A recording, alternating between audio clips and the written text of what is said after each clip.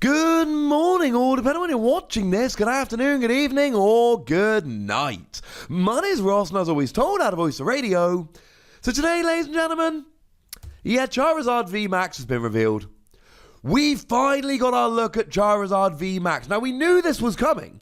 We were told a little while ago we were getting a Charizard VMAX deck. It is due for release in Japan in 2 weeks' time on the 27th of March. But now we've had a good look at Charizard VMAX.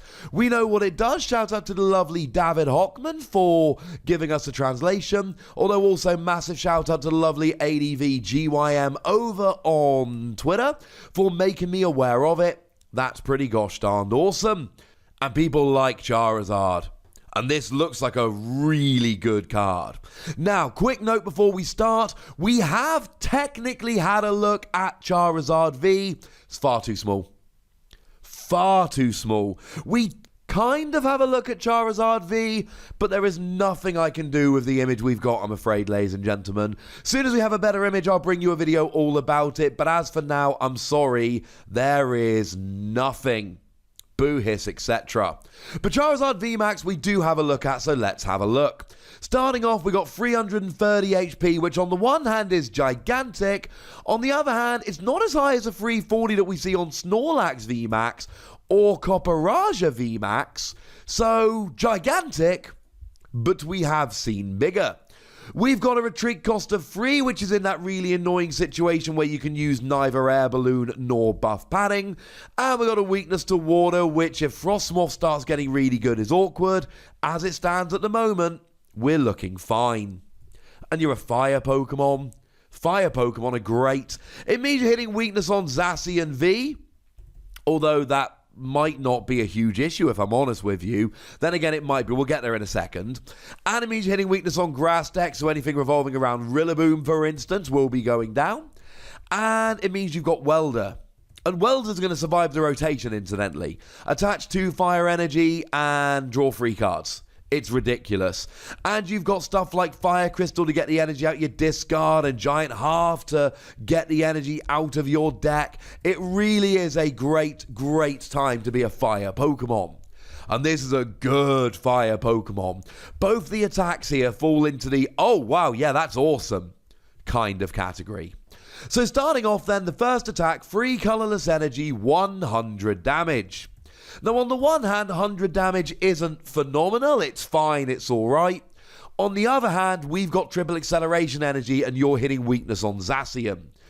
And now, all of a sudden, yeah, this is phenomenal. Like, properly phenomenal. You see, triple acceleration energy is free energy, colorless, when attached to an evolved Pokemon. And this is an evolved Pokemon. We've had confirmation that Pokemon VMAX are evolved Pokemon. Snorlax helped sort that one out for us. So we can use triple acceleration energy, which means this is a single energy attack. And we've even got Guzma and Hala at the moment that can search it out if you're worried. So now all of a sudden we're talking about a single energy attachment on what is essentially a stage 1 Pokemon to do 100 damage. Now 100 damage generally is fine. It'll get Malamar, Jirachi's going down, that Absol, the one from Team Up that we all like, that one is going down. 100 damage is fine, it's not great, but here's the kicker. Zacian's weak and we've got Vitality Band and Tool Scrapper just got reprinted, and this becomes a ridiculous Zacian counter. You see, Zacian's doing 230, right? Even after using ADP to do an extra 30 damage, it's not getting there. It's not getting a KO on Charizard. So Charizard needs a triple acceleration energy, and Charizard needs a Vitality Band. You see, Vitality Band means you do an extra 10 damage. You attach it to any Pokemon you like, and that Pokemon does 10 damage. Which means that Charizard's 100 suddenly becomes 110, and if you hit for weakness against something like Zacian V, then all of a sudden you're hitting 220 and getting a one-hit KO. And remember how I mentioned Guzma and Hala earlier? Guzma and Hala searches your deck for a Stadium card and a special energy and a Pokemon tool. So this will search your Vitality Band and it will search your triple acceleration energy just in case this wasn't looking good enough. And before the new set, before Rebel Clash was coming out, we were going, well, you know what? Metal Frying Pan takes away Zacian's weakness and means it takes 30 less from attacks. Yeah, we're getting a reprint of Tool Scrapper. So play Tool Scrapper. And now all of a sudden your opponent can't rely on Metal Frying Pan. The only way they're surviving this hit is if they use Lucario and Melmetal's GX attack. Which is an option, incidentally, but that's also a free prize Pokemon that's weak to you. And if they don't have a Metal Frying Pan, you can do a lot of damage to them. And they give up free prizes. And that is not the build that's seeing a lot of play at the moment. Which means for 1 energy and a tool, you should be getting a 1-hit KO on, hands down, the best Pokemon in the game right now. Oh, well, that seems pretty good enough to make Charizard amazing. But no, there's more. The second attack, free fire energy, 2 colorless, 300 damage. Now, you do have to discard 2 energy attached to Charizard, but who really cares? I am not worried about discarding 2 energy. Do you know why I'm not worried about discarding 2 energy? Because we're playing triple acceleration energy for the first attack. Unless Zacian disappears off the face of the earth, we're using triple acceleration energy for that first attack. Which means we're playing it anyway. So you put free fire energy on Charizard, attach triple acceleration energy, do 300 damage, and then you discard triple acceleration energy for the attack, which doesn't matter because you were going to discard it anyway. And yes, I know you can only play 4 triple acceleration energy in your deck, but who really cares? You're hitting 300 damage. If you haven't won the game hitting 300 damage 4 times, something's gone very, very wrong. Now, the only downside of this attack, and when I say downside, right, this is all in context of it being a redonkulous card. It is free fire 2 colorless. Now remember that Twin Energy won't work. Twin Energy is double colorless energy, but only for non-GX, non-Pokemon V. This is a Pokemon V, it doesn't work. So it's Welder, triple acceleration energy, and 1 more energy. Okay, you've still got 330 HP, right? You're still extremely difficult to actually KO. And maybe you put an energy on it last turn. Maybe you use an energy switch. Because let's face it, right? You're playing a fire deck. You're trying to welder basically every turn. So why not just put a bunch of energy down and then it's energy switch, welder, triple acceleration. Which I know is a little bit of a combo, but once again, 300 damage. The biggest Pokemon Tag Team GXs we got were the Legendary Birds that came in at 300 HP and Magikarp and Wailord that came in at 300 HP. Which means that they are going down to this attack. Every single Tag Team Pokemon goes down in 1 hit to this attack. That's kind of awesome. In terms of VMAXs, you will get more Pico VMAX, because that's got 300 HP, and you will get Meowth VMAX, because that's 300 HP, and admittedly, after that, you're not getting many of the VMAXs. You are a little bit short of getting the VMAXs. So, just use some other little attacks.